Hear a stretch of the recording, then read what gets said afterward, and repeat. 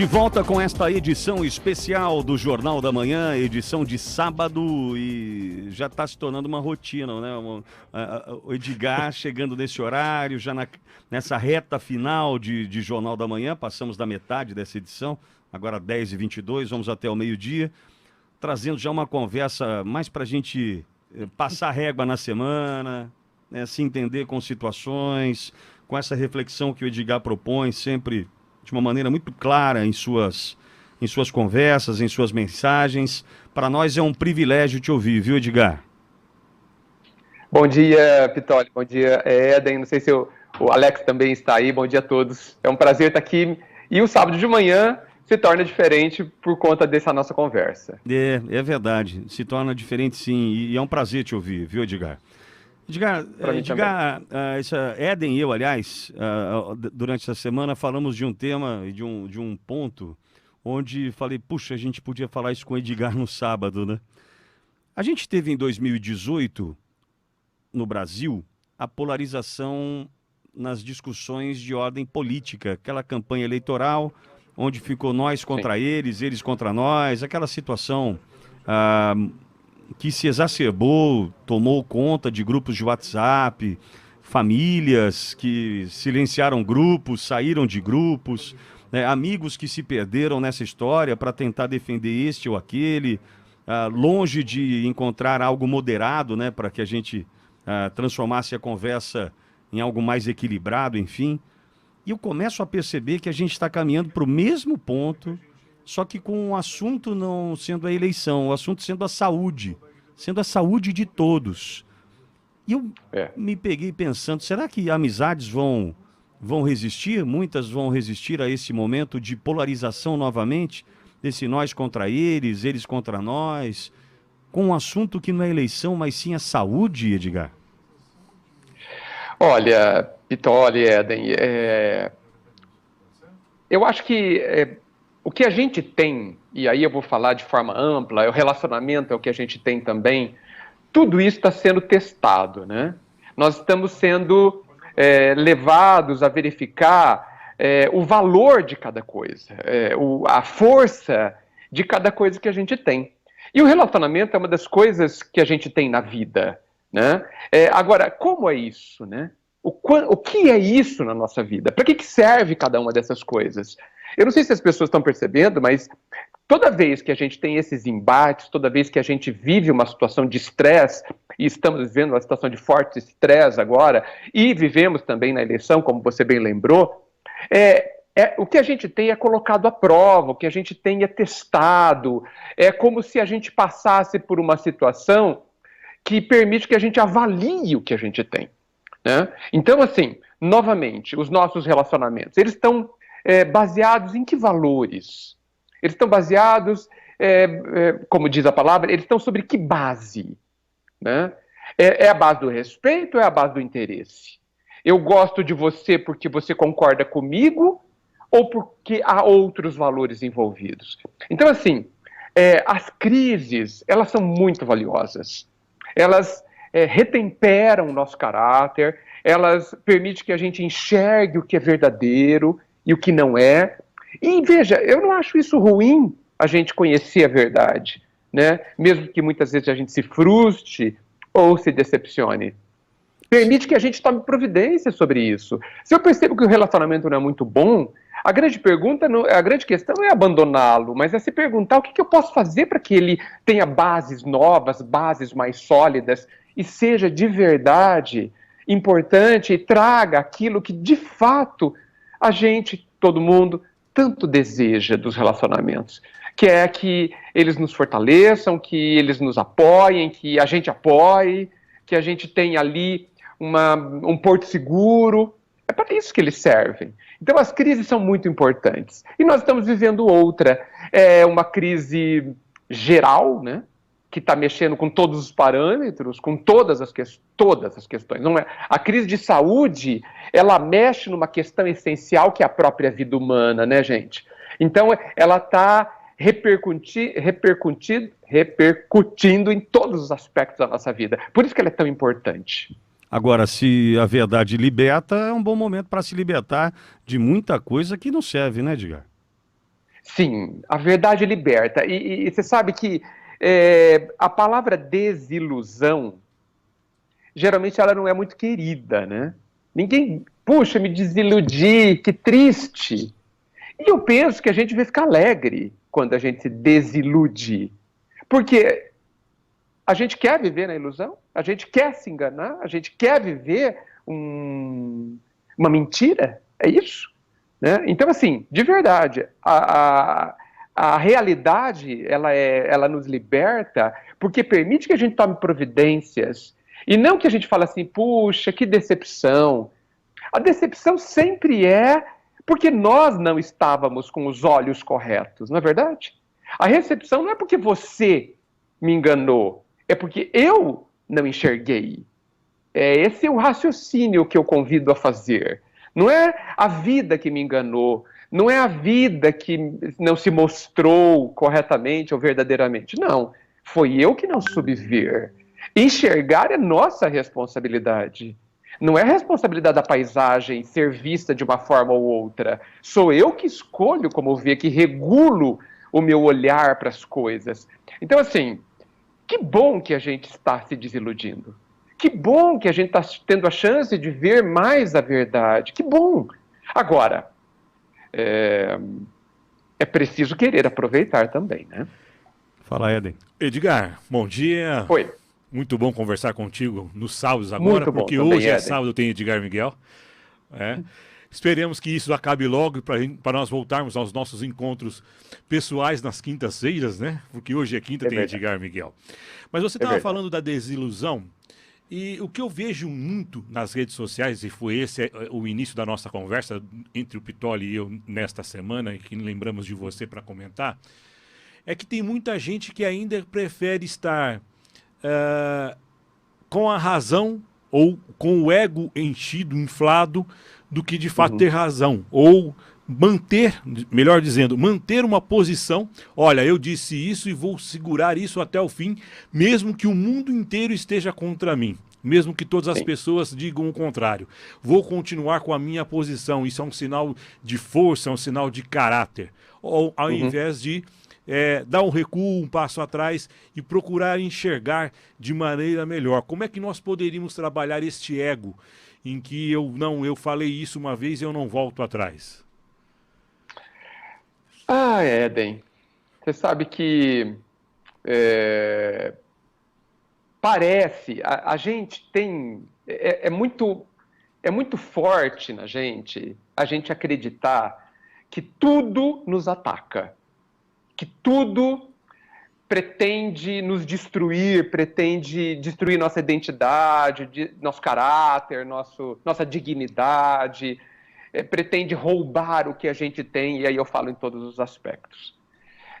Enquanto a gente acreditar que nós somos destruíveis, nem sei se existe essa palavra, nós somos que podem nos destruir, a gente vai sempre procurar se defender.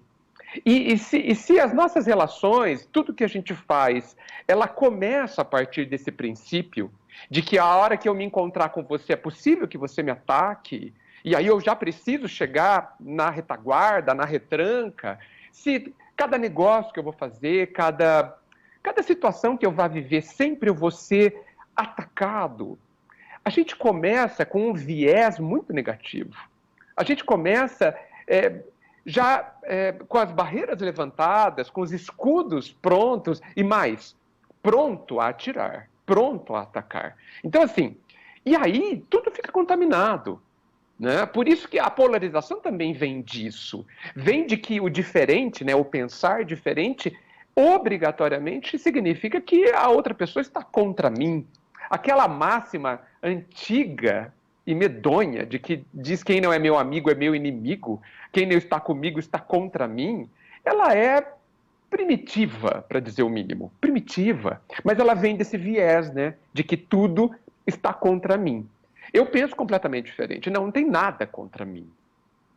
Agora, e existe um pressuposto anterior, nada pode verdadeiramente me atacar, me atingir, pode me atacar, mas não me atingir, porque sou eu que decido. Fala, O Edgar trouxe uma participação, eu gosto muito de acompanhar o Edgar nas redes sociais por causa do seguinte, Pitoli. Ele trouxe no dia 7 de abril, abro aspas, talvez tenhamos aprendido que os fatos e os dados devem prevalecer sobre as opiniões. A competência reconhecida deve prevalecer sobre o simples bom senso, a prudência e a gradualidade das intervenções devem prevalecer às tomadas de decisões arrogantes e à improvisação imprudente. Domênico de Masi, na Folha de São Paulo. É por aí? Olha, eu acompanho o Domênico há vários anos. Há vários anos. Ele tem um pensamento, me parece, muito lúcido sobre as coisas. Ele levanta interrogações que eu gosto de interrogar junto, né, esse olhar diferente. Ele é um sociólogo italiano, ele escreveu, para mim, um dos livros que eu mais gosto dele é o Ócio Criativo, que vem na contramão dessa enxurrada de trabalhar, que é, para mim, uma forma de alienação também, o viver para trabalhar e não trabalhar para viver, não é? Então, esse pensamento dele me faz refletir também. Qualquer coisa arrogante, qualquer coisa extremista me preocupa, por princípio, porque exatamente é arrogante e é extremista. A natureza não dá saltos. Normalmente, a natureza não dá saltos. Mesmo um terremoto, alguém pode pensar que é uma coisa extrema e bruta, ele demora, às vezes, anos para ocorrer. Ele é um progresso de pressão que explode no terremoto. Então, a natureza ela é sempre muito gradual, né? Mesmo uma pessoa ficar doente, um médico me disse isso recentemente, a gente demora anos para ficar doente. Não ficamos doentes de repente, né? Então, eu concordo, me atrai esse pensamento que você citou do Domênico, porque a graduação, ela permite, inclusive, os ajustes necessários. Mesmo nas conversas, nas polarizações. A polarização é um extremismo. Mas e se eu perguntar, Éden, eu não concordo imediatamente com o que você me disse, com o que você defende. Por que você defende? Me explique como você chegou a esse raciocínio. Olha a gradação dessa conversa. Olha a abertura que existe, a possibilidade que se coloca de que talvez a forma como você chegou no seu raciocínio seja altamente aproveitável. Olha como é grande a possibilidade que se ganhe ao contrário de simplesmente eu falar, Éden, você está completamente errado, não é possível concordar com o que você disse. Então eu concordo muito com o que o Domênico disse, sim. Tem uma participação de ouvinte num post da Jovem Pan, Edgar, só para contribuir. O Adilson Morales disse o seguinte: quer dizer que o senhor Pitoli também mudou o discurso? Tem que obedecer na marra ou o dinheiro vai fazer a diferença. Não entendi, Pitoli. Não entendeu? Não, nem eu. Você entendeu? Não, nem eu. Tem que obedecer na marra ou o dinheiro vai fazer a diferença, disse o Adilson Morales. O que ele está tentando, na verdade, a tradução que eu fiz aqui, com dificuldade, é porque a gente está alinhado com as questões envolvendo a saúde em especial, o isolamento proposto, inclusive, pelo governo do Estado, pelo governo municipal, pelas ações técnicas e não políticas. E a gente tem apoiado, sim. Edgar, a gente tem exemplos mundo afora do que deu certo e do que deu errado. O prefeito de Milão não fez o meia-culpa que fez, assumindo a responsabilidade sobre mais de 5 mil mortos, naquela época da sua meia-culpa, daquele reconhecimento do erro. Ele não fez à toa aquilo. Um prefeito de uma cidade como Milão não joga contra si mesmo o seu patrimônio político, dizendo que errou ao tomar a decisão de que Milão não pode parar, vamos em frente sem isolamento, e morreram naquele momento eram mais de 5 mil mortos em Milão. Diante de tudo isso que a gente tem visto, a Itália, a Espanha, França agora, Estados Unidos, tudo que a gente viu acontecer, como é que eu não vou me render às questões de ordem técnica envolvendo profissionais da saúde? Aliás, dia 11 de abril é dia do infectologista, hoje é dia do infectologista, aqueles que estão também na linha de frente, tratando do assunto. E aí vem uma pessoa com esse tipo de ataque dizendo que o dinheiro, eu me rendo pelo dinheiro, ou eu mudo o meu discurso pelo dinheiro. Não, eu mudo o meu discurso pela minha convicção. Eu estou convicto de que estou fazendo o melhor porque me ouve. Eu não, de verdade, Edgar, isso aqui é uma empresa, eu vivo de contratos comerciais, que nós temos problemas hoje. A grande maioria dos comércios estão com as suas portas fechadas.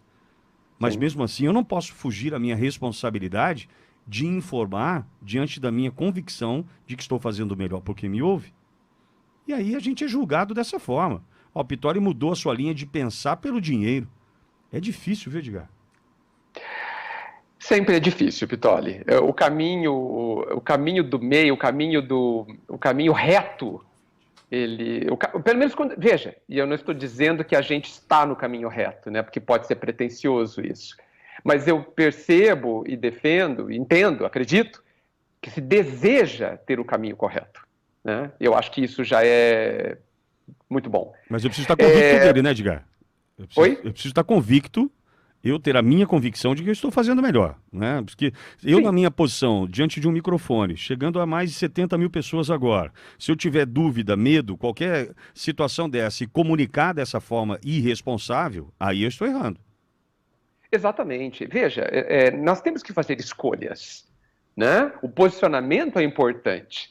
Agora, entendo, no seu caso, de todos aí da Jovem Pan e de muitos, que a quem nós servimos, a quem nós queremos servir, né? E vejo que pretende-se servir à verdade, ao que entende-se ser correto, né? É claro que no meio do caminho a gente vai se enganar, muito possivelmente.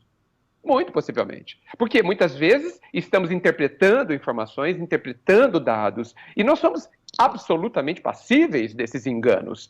Agora, olha só que legal, se nós estamos no intuito de servir a verdade, é muito simples e de grande mérito quando, ao estarmos enganados, reconhecemos e nos reposicionamos. Só a pedra que não muda de lugar. Né? O resto é movimento. Né? Quando a gente está profundamente preso a determinadas convicções, a gente não cresce, não evolui, não progride no nosso entendimento, não amplia os horizontes. As convicções, elas são degraus, mas os degraus de uma escada para cima, ele impõe que você deixe o degrau de baixo e assuma o degrau de cima numa construção. Né? Então é possível sim que a gente pise em falso, faz parte do processo, e eu acho que ninguém pode imaginar que isso não vai acontecer. Então eu entendo que a sua postura é de estar na busca de entender qual é essa verdade. Você opta por dados técnicos de especialistas que interpretaram de forma mais precisa do que nós leigos sobre o assunto, e estamos juntos com eles. Se eles estiverem errado, nós também estaremos. E é assim que é. Existe outra maneira de pensar? Fala aí, tem participação do ouvinte? Isso, Reginaldo Marques Aguiar. Bom dia. Pergunta ao Edgar Miguel. Nós temos responsabilidades em cumprir as leis pela quarentena? Qual nossa responsabilidade em sua verdadeira conscientização? E ele conclui. Sou do grupo de risco e minha esposa também. E minha família está cumprindo rigorosamente as regras. Bem, o Éden você pode me ajudar, Éden. É nossa responsabilidade cumprir a lei? Sim. Sim. Certamente que sem sim, é nossa sombra de dúvida. responsabilidade. Podemos não cumpri-la? Sem dúvida que sim. Somos livres para não cumprir a lei. Né? E tanto quando cumprimos, quando não cumprimos, nós somos obrigados a viver as responsabilidades das nossas ações. E isso é uma coisa inalienável, ninguém retira isso de nós. Então, volta para nós a questão da escolha. Da escolha. Né? O que nós queremos fazer? Então, para o nosso amigo Reginaldo, eu entendo que ele está compreendendo, fazendo escolhas, compreendendo o que é importante para ele mesmo e para a família, e tomando uma ação sobre isso. né? É ele que tem que saber se ele está correto ou não. Porque é ele que está tomando determinadas ações e vivendo as suas consequências. Isso é uma coisa que todos nós não podemos nos esquecer. Nós nos beneficiaremos dos nossos passos corretos e nós poderemos aprender com os nossos passos falsos, né? Então, eu acho que eu não sei o que outra coisa eu poderia responder ao nosso Reginaldo. Agora, Edgar, ontem eu vi um anúncio da Google e também da Apple, não sei se vocês acompanharam esse anúncio, do lançamento de um aplicativo que pela primeira vez ele vai unir plataformas distintas, Android e iOS, balizados por uma relação via Bluetooth, a empresa Bluetooth, que é quem disponibiliza essa ferramenta para ambos, para iOS e para Android, onde esta ferramenta, esse aplicativo, vai identificar se a pessoa já foi infectada com o Covid-19. Olha que interessante. Olha aqui, a novidade, tá? E onde eu quero chegar. Google e Apple juntas num aplicativo comum para ambas as plataformas. Esse aplicativo, ele vai comunicar o seguinte: olha, Edgar Miguel já foi infectado com o Covid-19. Vai entrar numa base de dados que vai disparar uma mensagem nos celulares de pessoas que estiveram com você, Edgar, ao longo dos últimos dias. Então, se Edgar se contaminou pelo Covid-19, quem se relacionou com Edgar ao longo daqueles dias? Essas pessoas podem ser disparadas, caso estejam nesse aplicativo, falam assim, pô, eu tive com o Edgar está contaminado, eu também posso estar. Olha que maluquice. Sim. Vai provando cada vez mais que nós somos monitorados o tempo todo. Isso, mas não é dúvida para ninguém, só está ficando cada vez mais claro só, né? Que somos monitorados ininterruptamente. Mas mostra o seguinte, o que o Reginaldo está fazendo é por ele, para a esposa, que é grupo de risco, pela sua família e por todos os outros. A gente não pode achar que a atitude de ficar em casa hoje é só bom para mim.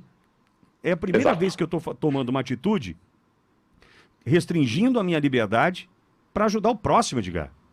Isso é novo para todo mundo também. E eu queria contribuir também, Pitoli e Edgar, trazendo para os nossos ouvintes o caput do artigo 5º da Constituição. Ali ele elenca quais são os princípios fundamentais do Brasil. Carta Magna. Todos são iguais perante a lei, sem distinção de qualquer natureza, garantindo-se aos brasileiros e aos estrangeiros residentes no país a inviolabilidade, ou seja, não pode ser quebrado, do direito a... E aí elenca quais são os direitos principais do Brasil. O primeiro, direito à vida. O principal direito que o brasileiro entende que é o mais importante. Segundo, a liberdade. Terceiro, a igualdade. Quarto, a segurança. E quinto, a propriedade. Quando ele elenca esses 5 direitos que são fundamentais, são direitos e deveres fundamentais que o Brasil elenca, e quando ele coloca o direito à vida sobre o direito à liberdade, à igualdade, à segurança e à propriedade, o governo está dizendo o seguinte: se eu tiver que escolher entre direitos, qual eu vou proteger primeiro? A Constituição já me disse.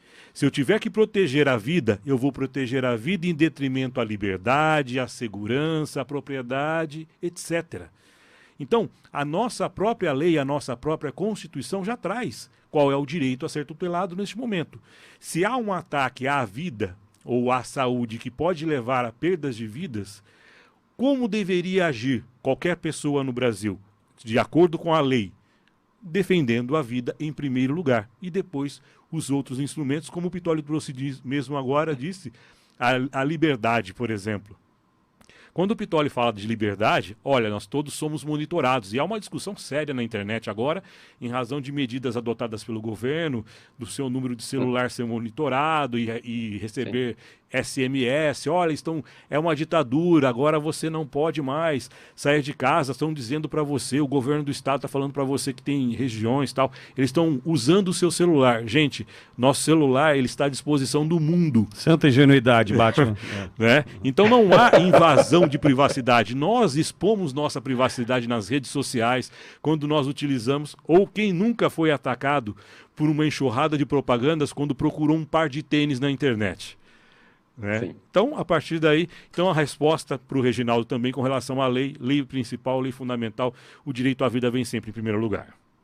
Exatamente. Olha, eu não me lembro de outra situação social onde ficou tão nítido o quanto a ação de cada um interfere na do outro. Vocês se lembram? Não. Eu nunca... Não Acho que não houve.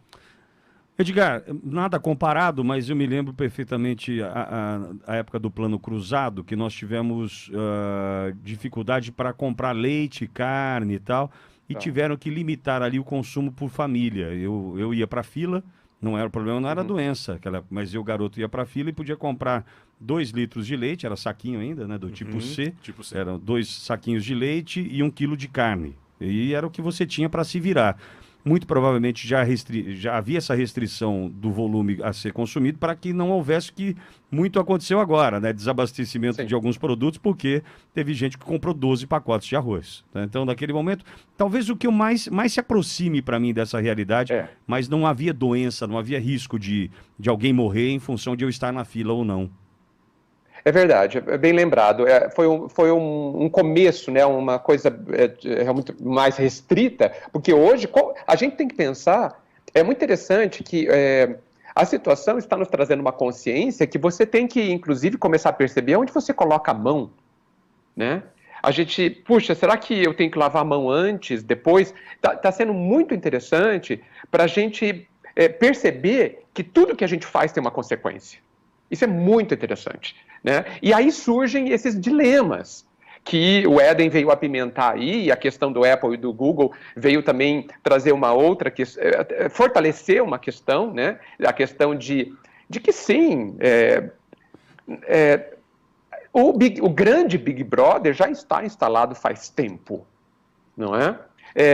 E é uma coisa que, de certa forma, talvez a gente até possa evitar, basta não ter um celular, entendeu? E aí eu vou ser quase invisível, né? Basta que eu não use a internet, eu serei quase invisível.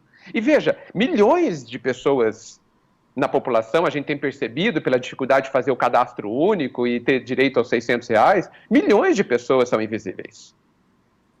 Nem o governo, que supostamente conhece todo mundo, os conhece. Não sabe quem são nem onde moram, né? Então, nós podemos. Agora, a gente faz escolhas, né? Então fica naquele equilíbrio, na tentativa daquele equilíbrio, para que a gente tenha as vantagens da tecnologia e não tenha os malefícios que advêm dela, né? Então, de novo, é aquilo, né? Nós estamos sendo impactados de forma quase plena, né, em todos os aspectos, dimensões da nossa vida, né? E isso tem, eu acho, a parte fortemente positiva é que isso tem levantado essas discussões, permitindo que cada vez mais a gente tenha consciência do que significa estar no mundo, o impacto que a gente causa por sairmos ou não sairmos de casa, um ato absolutamente simples, de espirrarmos ou não espirrarmos, de falarmos de forma mais contida ou menos contida, né? Olha só como é interessante esse momento e como a gente pode aproveitá-lo. Eu acho que assim, vivemos momentos de dor em muitas situações, né, de tristeza em muitas situações, mas há também um outro lado. Eu vi a propaganda do Rui e de outros que falaram como há ações. Olha, talvez eu possa dizer, gente, que acho que nunca, como nesses tempos, tantos fizeram tantos por tantos. Nunca. Né? Organizações, ONGs, pessoas que não aparecem em lugar nenhum, em mídia alguma, né? Entregando uma cesta básica anonimamente, dando, em vez de uma moeda de R$1, uma nota de R$5 para alguém, na ideia de que possa ajudar aquela pessoa que tem muito menos recursos do que ela. Eu acho que todo este lado, que a gente pode chamar de lado todo humano, tem se fortalecido fortemente. E tem como tirar proveito desse momento, Edgar? A sua pergunta é se podemos tirar proveito? Assim, eu espero que a gente nunca mais volte ao normal, né? Porque o normal era muito ruim, era doentio, né? Gente, Para onde havia há um muro e a gente estava em alta velocidade na direção desse muro. Quem é que não pode pensar nessa questão, né? Nós estávamos vivendo situações como se algumas delas eram sem fim, ilimitadas, e a gente vive num contexto de limitações, não é? Então, assim, eu espero que jamais a gente volte a ser como a gente era. Edgar, de novo, muito obrigado por conversar conosco, viu? Eu agradeço muito, gente. Pitoli, Éden, todos daí. Eu espero que a nossa conversa cause um bem a quem nos ouve, né? Encha de esperança. Olha, a crise, ela tem o condão de revelar muita coisa boa, né? E entendo que quando a gente vê ações muito negativas, são ações de quem não está sabendo lidar com a novidade da vida que está se apresentando de forma tão contundente. Eu sou aquele que confia profundamente no ser humano, confia na sua grandeza, né? Confia na capacidade que a gente tem de aprender e de lidar de forma muito positiva com as coisas. Muitos de nós não vamos conseguir, mas eu penso que a maioria sim. Eu desejo a todos muita luz e que a gente permita que essas situações de estresse revelem nos nossos atos e dentro de nós a grandeza que está ali, aguardando que venha à tona. Se a sua mensagem já causou um certo incômodo, já foi muito útil, Edgar. Concordo com você, Pitoli. Obrigado por essa oportunidade, gente. Sempre, a gratidão é nossa. Edgar Miguel conversou conosco 10 horas e 54 minutos, 10h54, mais um intervalo.